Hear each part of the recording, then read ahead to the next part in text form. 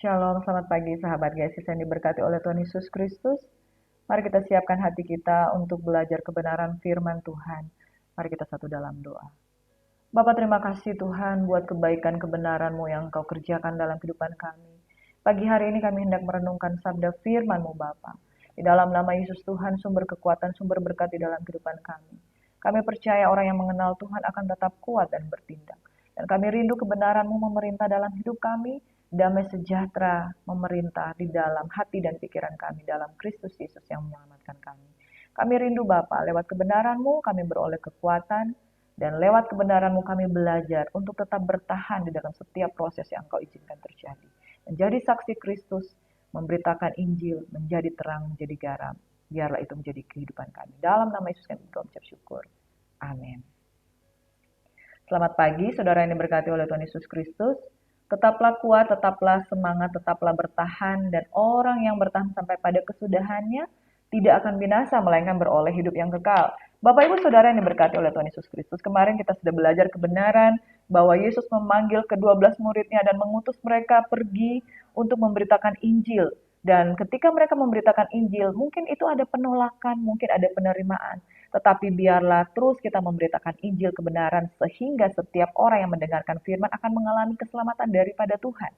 Saudara, pagi hari ini kita akan meneruskan belajar kebenaran firman Tuhan dari Matius 10 ayat 16 hingga ayat yang ke-33, bahwa orang-orang yang bertahan sampai pada kesudahannya tidak akan binasa, melainkan beroleh kehidupan yang kekal. Bapak Ibu Saudara yang diberkati oleh Tuhan Yesus Kristus, kadangkala musuh terbesar di dalam kehidupan kita adalah orang-orang yang terdekat. Mengapa? Karena mereka melihat Yesus ini ayahnya tukang kayu. Yesus ini lahir di tengah-tengah perkampungan kita. Makanya di tempat di mana Yesus tinggal, mujizat tidak banyak dilakukan karena orang-orang menolak dia. Dan Yesus sangat sadar dengan hal ini bahwa penolakan itu terjadi di mana-mana. Ketika dia mengutus murid-muridnya, dia katakan kamu harus kuat. Karena kamu akan diutus seperti domba di tengah-tengah serigala. Makanya engkau harus cerdik seperti ular, tulus seperti merpati. Apa artinya saudara? Motivasi untuk menyampaikan kebenaran adalah untuk kebaikan. Kita beritakan kebenaran supaya orang itu diselamatkan. Tetapi mereka tidak mau menerima kita. Di situ kita belajar memiliki strategi untuk sampaikan kebenaran. Sehingga kebenaran yang memerdekakan ini bisa diterima. Injil ini bisa diterima, bisa masuk di dalam pikiran mereka. Dan akibatnya, buahnya mereka boleh diselamatkan. Orang yang bertahan sampai pada kesudahannya, dia tidak akan binasa. Dan saudaraku yang diberkati oleh Tuhan Yesus Kristus, sampaikan kepada Yesus segala beban hidupmu, maka dia akan menolong engkau untuk engkau menjadi pemberita Injil yang bisa diterima. Saudara, mari kita baca kebenaran firman Tuhan ini dari Matius 10 ayat 16 hingga 33. Saya memberikan judul topik renungan firman Tuhan kita pada pagi hari ini ialah orang yang bertahan sampai pada kesudahannya akan selamat. Orang yang berpegang kepada Injil, orang yang terus menyampaikan Injil tanpa menyerah, Bapak Ibu yang diberkati, akan bertahan sampai pada kesudahannya. Mari kita baca kebenaran firman Tuhan dari Matius 10 ayat 16 hingga 33. Namun sebelumnya saya mau katakan seperti ini. Seorang bernama Christian Andrianto berkata, orang yang sukses adalah orang yang mampu bertahan melewati kegagalan demi kegagalan sampai dia mencapai pintu kesuksesan. Saudara, kesuksesan apa yang saudara harapkan di dalam kehidupan kita? Kesuksesan bagaimana Tuhan bekerja dalam kehidupan kita, dan ketika kita bergerak bersama dengan Tuhan, Injil yang kita sampaikan tidak ditolak, melainkan membawa keselamatan bagi setiap orang. Amin. Kesuksesan apa yang kita harapkan? Kesuksesan dalam pekerjaan, kesuksesan dalam pelayanan, kesuksesan di dalam studi, kesuksesan di dalam hidup berumah tangga, sehingga setiap buah yang kita hasilkan dari kesuksesan tersebut, saudara, kita sendiri akan menikmati dan orang-orang lain juga akan diberkati olehnya. Saudara, orang-orang yang sukses adalah orang yang mampu bertahan melewati kegagalan demi kegagalan sampai dia mencapai pintu kesuksesan. Dan saudara, ketika ada tantangan, ketika ada halangan, ketika ada aral melintang, saudara, apa yang harus kita lakukan? Tetap bertahan dan mohon kasih karunia Tuhan supaya dia bisa menolong kita. Matius 10 ayat 16 dengan judul perikop penganiayaan yang akan datang dan pengakuan akan Yesus. Lihat, aku mengutus kamu seperti domba-domba ke tengah-tengah serigala. Sebab itu hendaklah kamu cerdik seperti ular dan tulus seperti merpati. Tetapi waspadalah terhadap semua orang, karena ada yang akan menyerahkan kamu kepada majelis agama dan mereka akan menyesah kamu di rumah ibadatnya. Dan karena aku, kamu akan digiring ke muka penguasa-penguasa dan raja-raja sebagai suatu kesaksian bagi mereka dan bagi orang-orang yang tidak mengenal Allah. Apabila mereka menyerahkan kamu, janganlah kamu khawatir akan bagaimana dan akan apa yang harus kamu katakan, karena semuanya itu akan dikaruniakan kepadamu pada saat itu juga. Karena bukan kamu yang berkata-kata, melainkan roh Bapamu. Dia yang akan berkata-kata di dalam kamu. Orang akan menyerahkan saudaranya untuk dibunuh. Demikian juga seorang ayah akan anaknya. Dan anak-anak akan memberontak terhadap orang tuanya dan akan membunuh mereka. Dan kamu akan dibenci semua orang oleh karena namaku. Tetapi orang yang bertahan sampai pada kesudahannya akan selamat. Apabila mereka menganiaya kamu dalam kota yang satu, larilah ke kota yang lain, karena aku berkata kepadamu, sesungguhnya sebelum kamu selesai mengunjungi kota-kota Israel, Anak Manusia sudah datang. Seorang murid tidak lebih daripada gurunya, atau seorang hamba daripada tuannya. Cukuplah bagi seorang murid jika ia menjadi sama seperti gurunya, dan bagi seorang hamba jika ia menjadi sama seperti tuannya. Jika tuan rumahnya disebut Beelzebul, apalagi seisi rumahnya. Bapak Ibu Saudara yang diberkati oleh Tuhan Yesus Kristus, Yesus sedang menyampaikan bahwa jika saya sendiri ditolak, maka engkau juga akan mengalami penolakan yang sama. Jika saya sendiri ditolak, maka engkau sebagai murid-murid juga harus kuat dan bertahan. Orang yang bertahan sampai pada kesudahannya akan selamat. Kita akan dibenci oleh karena nama Tuhan. Bapak Ibu Saudara yang diberkati oleh Tuhan Yesus Kristus, 12 murid Yesus, yang satu mengkhianati dia, yang diantaranya yang lain saudara, mereka juga mengalami penganiayaan-penganiayaan. Tetapi ketika mereka mengalami penganiayaan, Injil disampaikan dengan penuh keberanian. Saudara, apa yang terjadi jikalau Yesus tidak memperlengkapi mereka dengan perkataan seperti ini? Mungkin mereka banyak yang diantaranya akan lari. Mungkin diantara mereka banyak yang tidak akan menyelesaikan tugas mereka. Tugas mereka, mereka akan menyampaikan kebenaran ini dari satu kota kepada kota yang lain untuk memberitakan Injil dengan tanpa takut, dengan tanpa ragu. Saudara, mereka ada yang disalibkan terbalik, mereka ada yang mati dibunuh, mereka ada yang mau digoreng. Nah, saudaraku yang diberkati, Yohanes dibawa ke Pulau Patmos untuk kemudian di sana mendapatkan wahyu yang luar biasa. Saudara, ketika Yesus memanggil murid-muridnya untuk diperlengkapi dengan kuasa, bahaya yang akan datang pada waktu mereka akan memberitakan Injil itu sudah di-warning oleh Tuhan. Tujuannya supaya apa? Supaya mereka mempersiapkan diri untuk menjadi pribadi-pribadi yang kuat. Bapak Ibu Saudara yang diberkati oleh Tuhan Yesus Kristus, di dalam kehidupan ini kita ada satu pilihan. Ada dua pilihan, apakah kita mau menjadi hamba Tuhan atau menjadi hamba iblis. Kita harus mengambil keputusan. Karena kalau kita tidak menjadi hamba Tuhan, kita menjadi hamba iblis. Karena hanya ada dua tuan di dunia ini, yaitu hamba roh dan hamba daging. Kalau kita mengikuti keinginan daging, kita sedang diperhamba oleh iblis. Iblis adalah bapa dari segala pendusta. Dia menghalalkan segala cara. Dia punya tipu muslihat. Dia sudah hidup ribuan tahun, saudara, yang sudah dia lakukan untuk menipu mulai dari Adam dan Hawa. Makanya tidak sulit untuk dia menipu orang-orang percaya. Makanya firman Tuhan dengan tegas mengingatkan kamu harus kuat. Kamu akan dibenci semua orang oleh karena namaku. Mengapa? Karena nama Yesus adalah nama yang menyelamatkan. Dan iblis tidak ingin umat manusia diselamatkan. Orang yang bertahan sampai pada kesudahannya akan selamat. Artinya, kalau kamu bertahan, kamu selamat. Kalau kamu tidak bertahan, kamu akan menghadapi tantangan dan tergilas masuk di dalam kesusahan besar. Saudara yang diberkati oleh Tuhan Yesus Kristus, cara Tuhan memperlengkapi anak-anak kerajaannya. Dia tidak mengiming-iming kita dengan permen yang manis-manis, tapi dia memperkatakan apa yang harus kita dihadapi di waktu yang akan datang itu berat. Supaya orang-orang yang diperlengkapi seperti ini akan menjadi orang-orang yang kuat. Saudara, untuk pelatihan kemiliteran, mereka sudah ditargetkan untuk menjadi pejuang-pejuang di garis depan untuk berperang. Mereka sudah diindoktrinasi bahwa mereka akan menghadapi musuh yang besar.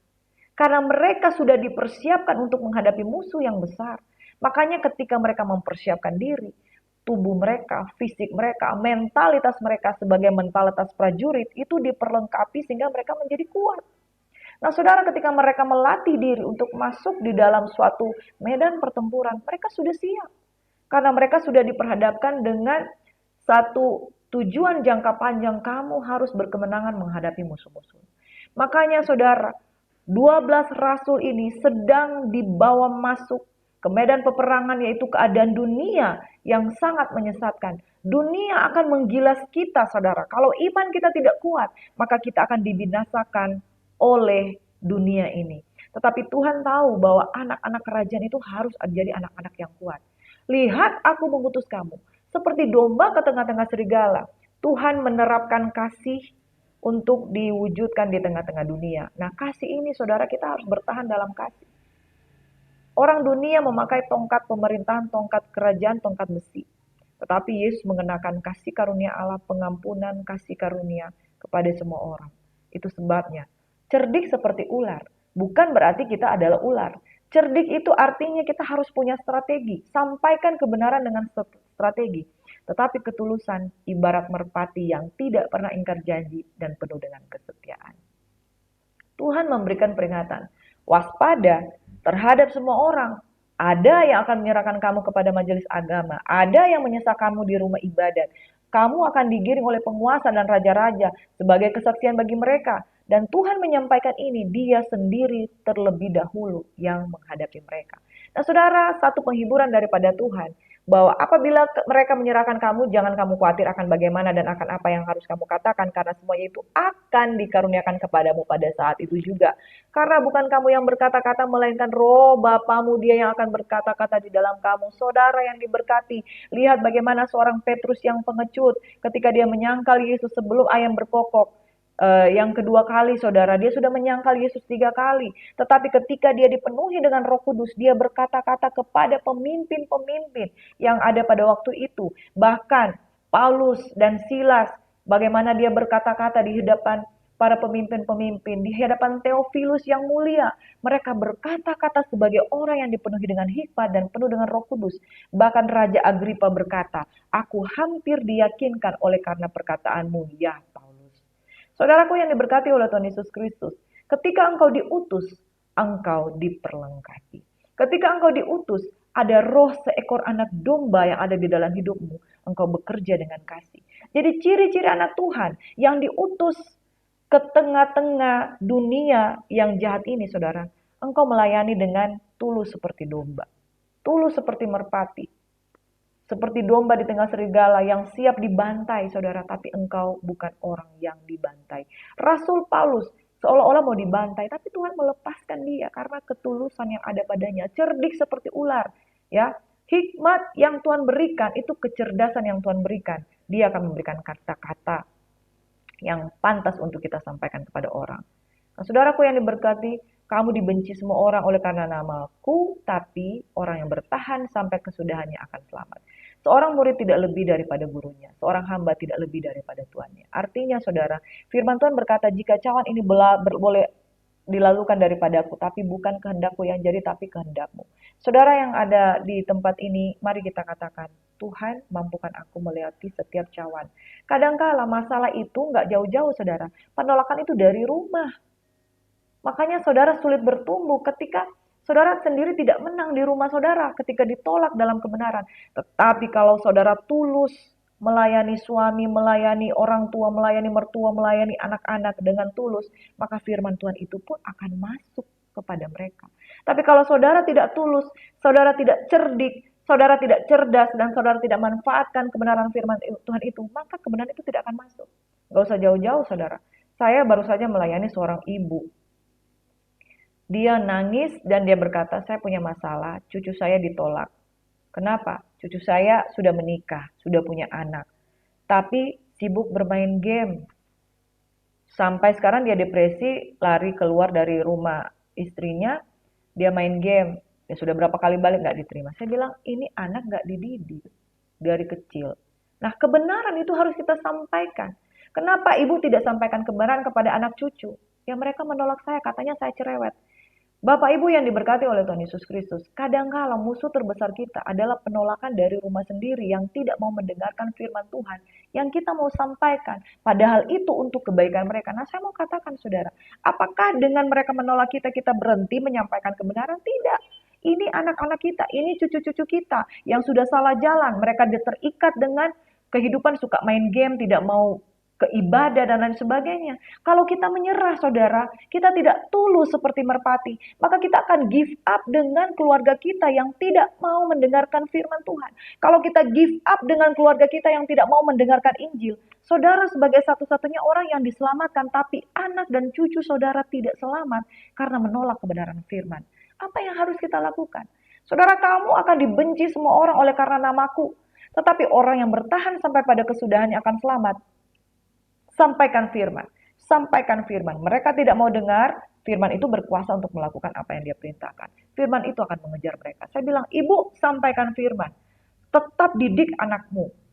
Anaknya udah 40-an tahun, cucunya itu udah 20-an tahun udah menikah, tapi satu keluarga itu keranjingan main game, tidak mau mendengarkan firman. Ibu sampaikan.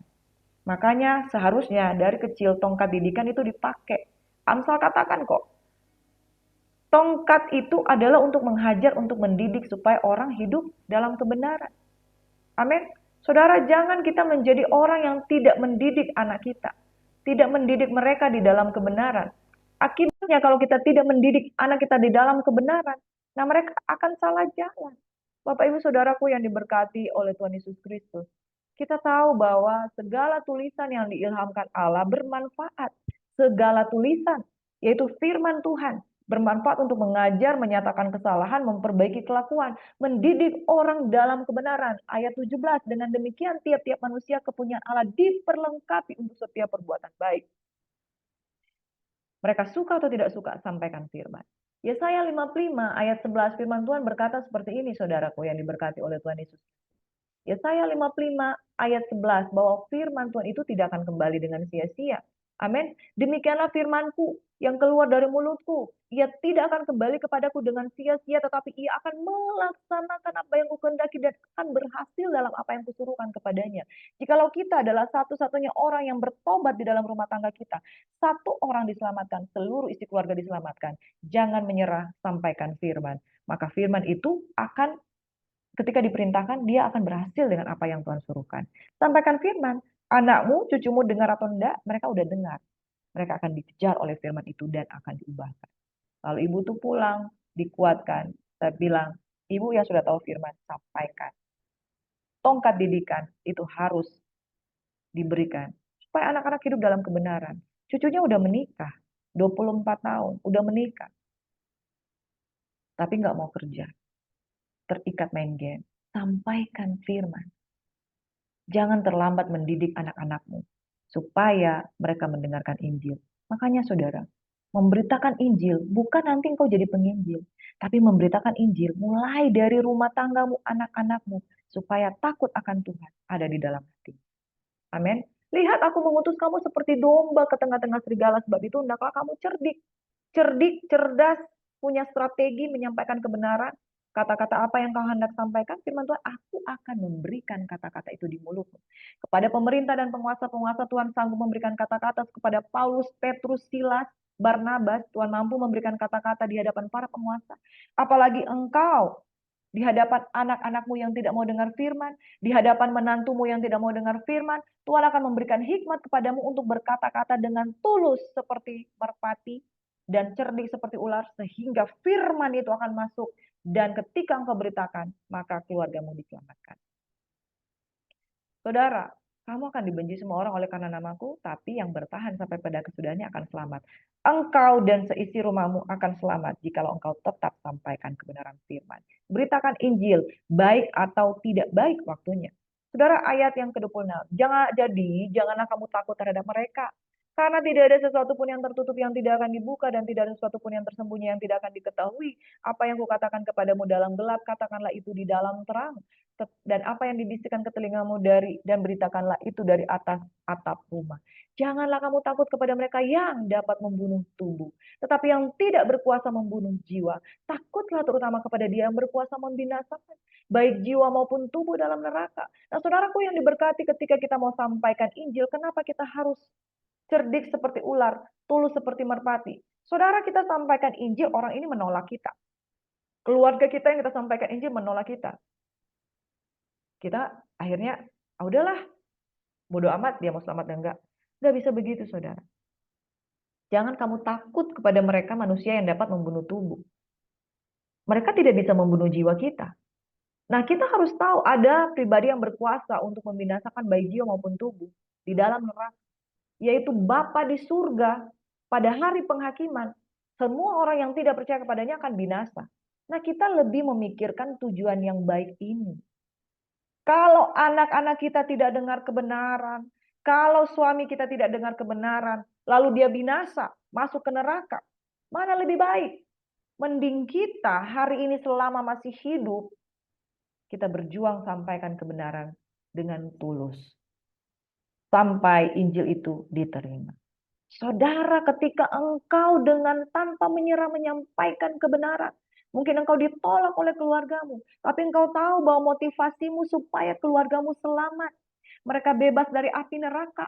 Jangan takut kepada manusia yang menolak engkau, yang tidak berkuasa membunuh jiwamu. Tapi takutlah kepada Dia yang berkuasa membinasakan baik jiwa maupun tubuh ke dalam neraka, dalam api kekal yang bernyala-nyala. Ingat saudara, motivasi kita yang benar akan memberikan kita kekuatan untuk tidak berhenti menyampaikan Injil.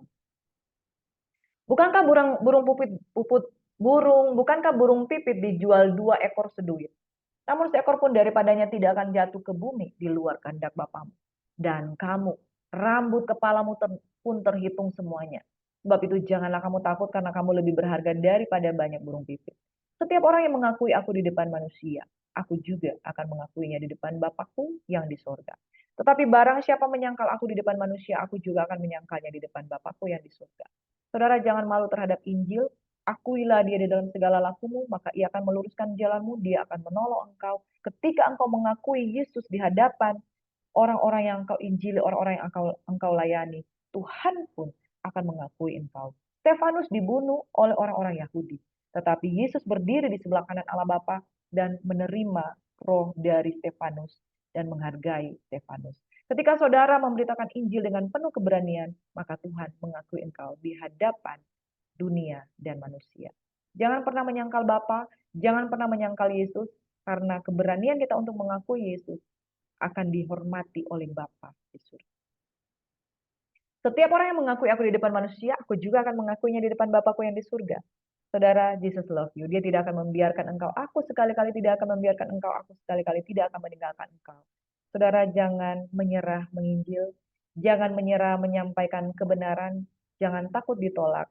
Tuhan akan memakai engkau menjadi berkat, terutama bagi keluargamu, seisi rumahmu, dan kemudian Yerusalem, Yudea, Samaria, sampai ke ujung bumi. Jangan menyerah, karena motivasi kita adalah untuk keselamatan jiwa, lepas dan bebas dari api neraka. Mari berdoa. Bapa di surga, kami berdoa untuk kekasih Tuhan yang hari ini takut untuk memberitakan Injil, biarlah dikuatkan. Karena Tuhan akan memperlengkapi mereka, diberikan kuasa sebagai anak-anak kerajaan, diberikan keberanian dan motivasi yang tulus. Karena tujuan penginjilan adalah untuk keselamatan jiwa. Bapak, kami berdoa secara khusus untuk Ibu Shan, pergumulan pribadinya, anak dan cucunya, agar dia menyampaikan kebenaran dan didikan pengajaran kepada anak-anaknya supaya tumbuh di dalam takut akan Tuhan. Mereka mengalami kelepasan. Sampaikan firman tentang Yesus, maka keluargamu akan dipulihkan. Bapa di surga, kami memberkati tangan-tangan yang terangkat pada pagi hari ini yang membutuhkan kekuatan dan hikmat, supaya mereka hidup di dalam kebenaran. Barang siapa mengakui Tuhan di depan manusia, Tuhan juga akan mengakuinya di depan Bapa di surga. Mereka akan menjadi orang-orang pilihan Tuhan, seperti Stefanus yang dihormati dan kemudian berkenan kehadapan Tuhan. Bapak terima kasih buat pagi hari ini, kebenaran-Mu memerdekakan kami, biarlah kami bertahan sampai pada kesudahannya, supaya kami beroleh selamat, dan firman yang kami sampaikan membawa pada keselamatan dan kehidupan. Terima kasih Bapak, dalam nama Yesus kami berucap syukur. Amin. Shalom, selamat beraktivitas, and God bless you. Tuhan Yesus memberkati.